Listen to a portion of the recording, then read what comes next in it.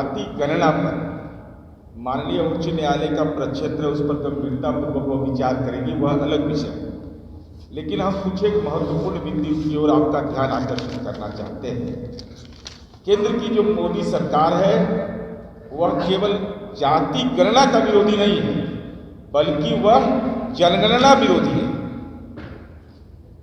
पिछले 150 वर्षों के इतिहास का जब आप अवलोकन करेंगे, हिंदुस्तान में पहली बार हो रहा है कि देश के अंदर में 10 वर्षीय जनगणना नहीं हो रहा है। देश में आखिरी जनगणना 2011 में हुआ, जिसकी आपको जानकारी है। 2021 में तय था, लेकिन मोदी सरकार ने कोविड का बहाना बना करके आज तक जनगणना नहीं किया है।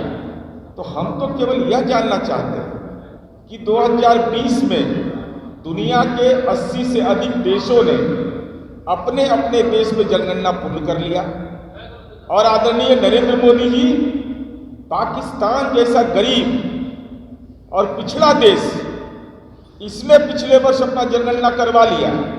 और जिनको आप आशीर्वाद देने के लिए गए थे, अमेरिका, जो जेल में डंप हो गए ट्रंप साहब, तो अमेरिका ने भी 2021 में जनगणना पूरा कर लिया। भारत सरकार द्वारा 2021 में जनगणना नहीं कराए जाने से संवैधानिक संकट पैदा हो गया है। एक महत्वपूर्ण संकट है कि परिसीमन का क्या होगा। परिसीमन 2026 में प्रस्तावित है। ऐसी स्थिति में देश के अंदर में जो परिसीमन होना है, उस काम वह भी काम बाधित कर रहे हैं। और हम जानना चाहते हैं भारतीय जनता पार्टी से, अब देखिए इसका चरित्र क्या है, जरा समझना बहुत जरूरी है। आजकल बड़ी बेचारे विधवा विलाप कर रहे हैं राजनीति में। सरकार ने अपना पक्ष ठीक से नहीं रखा, सरकार की नीयत सही नहीं थी, सरकार की इच्छा शक्ति नहीं थी।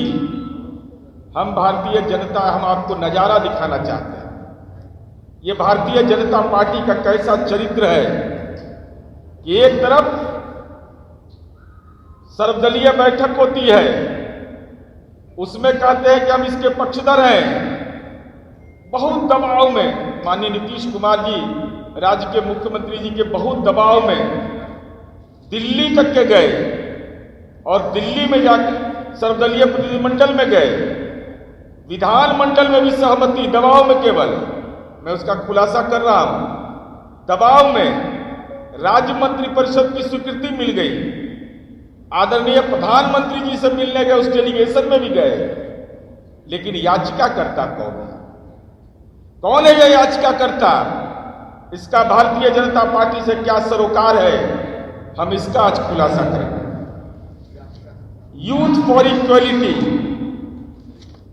एक संस्था है, और यूथ फॉर इक्वलिटी के 6 पिटिशनर हैं इसमें। अब इनका जन्म किस लिए हुआ है जरा देख लीजिए। 2006 में ओबीसी आरक्षण के खिलाफ इनका जन्म हुआ था। केंद्र सरकार ने देश के भी सभी उच्च शैक्षणिक संस्थान में ओबीसी आरक्षण अनिवार्य कर दिया था। उसके बाद इसने सुप्रीम कोर्ट में पिटीशन फाइल किया, और जिसे सर्वोच्च न्यायालय ने सरकार के पक्ष में फैसला दिया।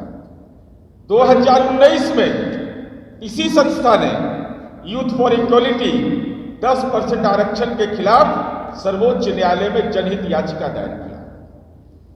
और सबसे महत्वपूर्ण क्या है, अखिल भारतीय विद्यार्थी परिषद, जो भारत आरएसएस का स्टूडेंट विंग है, 2006 में संपन्न दिल्ली विश्वविद्यालय में चुनाव में विद्यार्थी परिषद का समर्थन करता है। हम भारतीय जनता पार्टी से यह जानना चाहते हैं कि यूथ फॉर इक्वलिटी से आपका रिलेशन क्या है। हम चाहेंगे कि हमारी पार्टी के सब लोग, जो हमारे माननीय प्रवक्ता लोग हैं, उनके हाथ में हम पोस्टर है, इसमें बहुत सारी चीजें स्पष्ट हो जाएंगी। अब हम यह जानना चाहते हैं कि आपका रिश्ता क्या है इससे भाई, कैसे भारतीय जनता पार्टी को समर्थन मिला। यह है ABVP to get youth equality back. Akhil Bharatiya Vidyarthi परिषद वैसे संगठन का मदद कर रहा है जो देश के संविधान के तहत डॉक्टर भीमराव अंबेडकर ने जिस संविधान को बनाया, जिसके तहत समाज के दलित समूह को, पिछड़ा समुदाय को और हाल के दिनों में उनको आरक्षण की सुविधा मिली, उसके खिलाफ याचिका दाखिल करने वाला भारतीय जनता पार्टी का घोषित राजनीतिक एजेंट है। ये कौन सा चेहरा है भाजपा का? भाजपा को यह स्पष्ट करना चाहिए। अब चलिए, अब आगे चलिए। इनका एक है संजीव कुमार रागी। संजीव कुमार रागी जी हैं, ये दिल्ली विश्वविद्यालय के पॉलिटिकल साइंस के एचओडी हैं। और फोटो आपने देखा होगा संगीत रागी जी का, देख लीजिए। बेचारे सब भाजपा के नेता के साथ कैसे खड़े हैं, ये जरा देख लीजिए इनका फोटो। आरएसएस के ये इन्होंने किताब अपनी लिखी, RSS and Gandhi the idea of India, और उसमें बाबा साहेब अंबेडकर और उनकी सामाजिक लड़ाई की आलोचना किया है। इससे यह पता चलता है कि संगीत कुमार रागी आरक्षण विरोधी मानसिकता के पर्याय हैं। आखिर कोई व्यक्ति यह कैसे कहेगा कि RSS and Gandhi the idea of India में बाबा भीमराव अंबेडकर और वो जो सामाजिक लड़ाई थी उसी की आलोचना कर दिया, और वो भी इसमें पिटिशनर है, वो भी पिटिशनर है। अब चलिए, अब एक है प्रोफेसर मक्खन लाल जी, जरा उनका जरा वीडियो सुनाइए, जरा उसको अलग कर दो, सिर धड़ से अलग कर दो। जो वर्ग की बात करें, आप समझिए इस सामाजिक व्यवस्था पर कितना बड़ा, और वो भी पिटिशनर है इस माननीय उच्च न्यायालय में याचिका के। इनका जन्म टिप्पण देखिए कि भारतीय जनता पार्टी की सरकार के दौरान एनसीईआरटी के बुक्स का इन्होंने संपादन किया है, और यह कहते हैं कि वर्ण व्यवस्था जन्म के आधार पर उसे सर धड़े से अलग कर दिए, आपराधिकृत करने की बात कहते हैं। जो अलीगढ़ मुस्लिम यूनिवर्सिटी में इतिहास विभाग में कार्यरत है, और ये जान लीजिए Delhi institute of heritage research and management के साथ अभद्र व्यवहार करने के आरोप में इनको पद से हटा दिया गया था। लेकिन 56 इंच का सीना जब देश का प्रधानमंत्री बने तो नवंबर 2014 में इनको पुनः बहाल कर दिया गया। इस बात के लिए बहाल किया गया कि सर को धड़ से अलग कर दो। भाई, देश के अंदर कौन सा वातावरण बन रहा है? यह कोई प्राध्यापक कैसे अपनी सीमा को लांघ कर करके जो देश के संविधान के विहित दायित्व हैं उसके तहत अधिकार क्षेत्र का अतिक्रमण कर करके अपनी बात कह रहे हैं। और यह भारतीय जनता पार्टी से हम यह जानना चाहते हैं, आप तो कह रहे हैं कि बात को ठीक से रखे नहीं।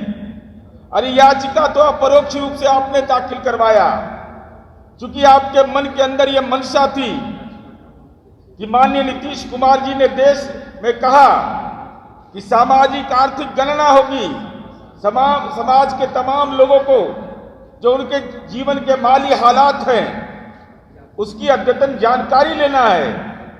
तो आपने कह दिया कि भाई मजबूती से नहीं रखा गया है, तो आपका कलम का स्याही सूख गया है। ये वकील का फौज का लिए रखे रहते भाजपा में, क्यों नहीं इंटरवेनर बने आप हाई कोर्ट में? अगर आपको यह लगता है कि नहीं जाति गणना आवश्यक है, आपने अगर सर्वदलीय बैठक में मन से शामिल हुए, अगर आप आदरणीय प्रधानमंत्री जी के सर्वदलीय प्रतिनिधिमंडल में गए, उसके बाद यह कहा गया कि राज्य सरकार करा सकती है।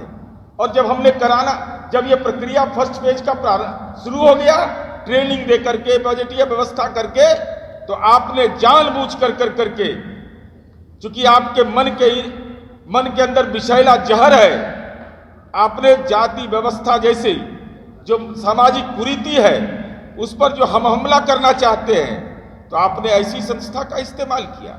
यूथ फॉर इक्वलिटी, ओबीसी आरक्षण के खिलाफ वो याचिका दाखिल करता है, वो अपर कास्ट के आरक्षण के खिलाफ वह दाखिल करता है, अब आपके राजनीति का वह सेवा करने के लिए। तो हम जानना चाहते हैं कितना बड़ा ढोंगी है भाजपा। दोहरा चरित्र देखिए इनका। जाति तो 2014-15 में कर्नाटक में जाति गणना कैसे होने दिया, देश के अंदर आप नहीं करा रहे हैं, और केंद्र में तो आप 2014 से लेकर आज तक सत्ता में। हम भारतीय जनता पार्टी से जानना चाहते हैं कि अगर भाजपा जातीय गणना के पक्ष में है, जाति गणना के पक्ष में है, तो किसी भी भाजपा शासित प्रदेश में अब तक जाति गणना क्यों नहीं करवाया गया, या किसी भी भाजपा शासित प्रदेश में जाति गणना के लिए प्रयास भी नहीं किया, एक कदम आगे तक नहीं बढ़ाया। देश में राज कर रहे हैं, कह रहे हैं कि हम देश में राज कर रहे हैं, विश्व के सबसे बड़े शक्तिशाली प्रधानमंत्री हैं, और जाति गणना कराने में लज्जा लगता है। तो जब तक जाति गणना, अभी तक तो 3 राज्यों में, कर्नाटक हो, तेलंगाना हो, छत्तीसगढ़ हो, चाहे तो आज चल रहा है, उसकी प्रक्रिया चल रही है, एक भी भाजपा शासित प्रदेश में जाति गणना के पक्ष में एक भी आवाज नहीं उठाते ये लोग। जबकि झारखंड, उड़ीसा आदि राज्यों में सरकार इस दिशा में पहल कर रही है। और अगर आप जाति गणना के पक्ष में है तो कर्नाटक के अंदर में तो जाति गणना पूरा हो गया, अब तक उसकी रिपोर्ट अब तक क्यों नहीं जारी किया। और जो अवसर मिली था कि 2011 में जो सोशियो इकोनॉमिक कास्ट सेंसस हुआ, उसकी रिपोर्ट आज तक जारी नहीं हुआ। और हम भारतीय जनता पार्टी को आईना दिखाना चाहते हैं। ये बेचारे तो जात से बहुत ऊपर हैं, बहुत ऊपर। ये तो पेड़ के नीचे बेचारा तपस्वी लोग हैं, कभी नहीं बोलता है ये सब तो जात में हिंदू धर्म के ठेकेदार हैं। अरे किसकी ठेकेदारी कर रहे हो? ये भारतीय जनता पार्टी के संगठन की सूची है, इसमें जाति लिखा हुआ है। जाति क्यों लिखा जाति? अगर दूसरे मामले में तुम कहते हो कि निजता का अधिकार खत्म हो रहा है, तो आधार कार्ड में कैसे होगा? सारा इंफॉर्मेशन तो दिया जाता है। लेकिन भारतीय जनता पार्टी का यह संगठन है, देख लीजिए इसका क्या है, जाति के आधार पर सूची है इनकी, और प्रवचन देते हैं कि जातिवाद फैला रहे हैं। अरे राजनीति के चड्डूखाना में किसको घुमाना चाहते हैं? किसको आप घुमाना चाहते हैं?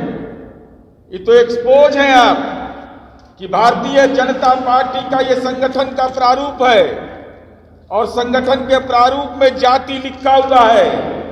इस नग्न सच्चाई को भारतीय जनता पार्टी कैसे कबूल करेगी? कलेजा में दम है तो बताइए, ये भाजपा का है कि नहीं है?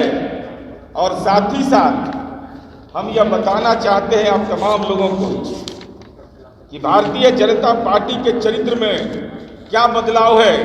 बोलेगा कुछ, करेगा कुछ। तो जो ढोंग है भारतीय जनता पार्टी का, पाखंड है, और हम तो ये जानना चाहते हैं।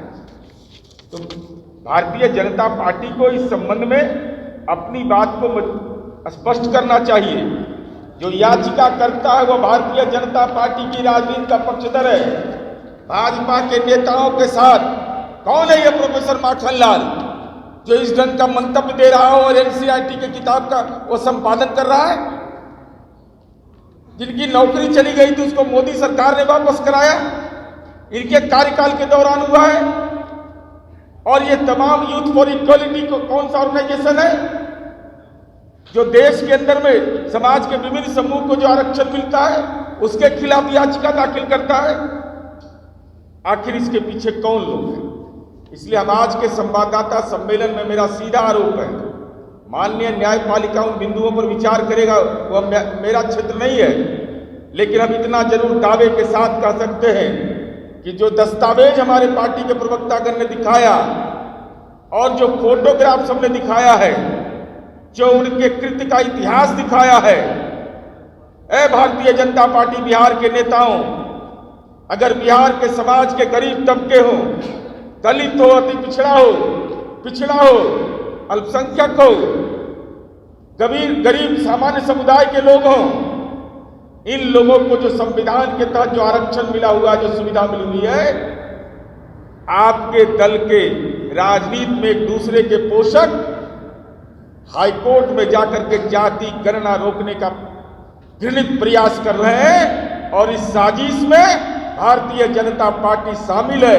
हमारी पार्टी के राष्ट्रीय अध्यक्ष जी ने परसों कहा था कि पर्दे के पीछे लोग हैं, तो हम लोग का दायित्व है पर्दा को हटा देना। पार्टी के प्रवक्ता ने आज पर्दा हटा करके राजनीति में इस बात को दिखा दिया कि भारतीय जनता पार्टी जाति गणना पर दोहरे चरित्र के लिए और बिहार के गांव के खेत खलिहान में जाकर ये दस्तावेज दिखाएंगे और कहेंगे यही भारतीय जनता पार्टी है जो संविधान के द्वारा दिए गए आरक्षण के खिलाफ आचरण करती है। इसीलिए माननीय नीतीश कुमार जी हमेशा इस बात को कहते हैं, ये वैसे लोग हैं जिनको देश की आजादी की लड़ाई में अब हम लोग को समझ में आ रहा है, अरे तो संविधानों को नहीं मानने वाला, तो संविधान के विहित दायित्व के खिलाफ भी आचरण करता है।